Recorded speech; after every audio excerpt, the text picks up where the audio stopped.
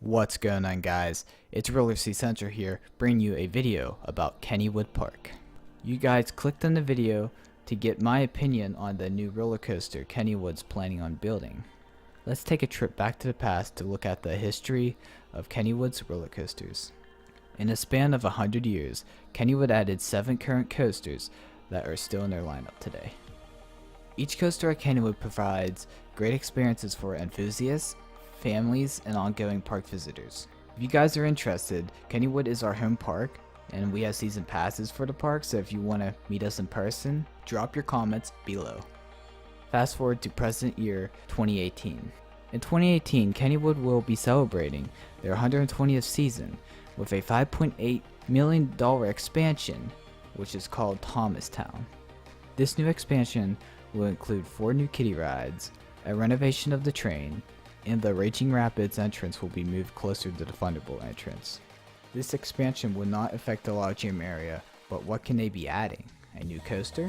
Pause the video right now.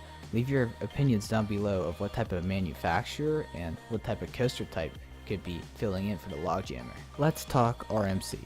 Should Kennywood add an RMC? Kennywood owning an RMC would be a perfect fit.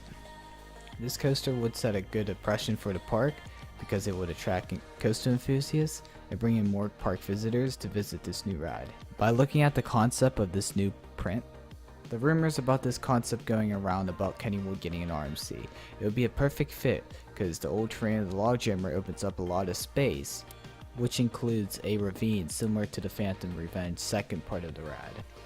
This ravine will provide congested trees, which would include near-miss elements and perfect scenery patches for this new coaster to add a lot more of a theme to it. This is a POV animation of what this new coaster can look like.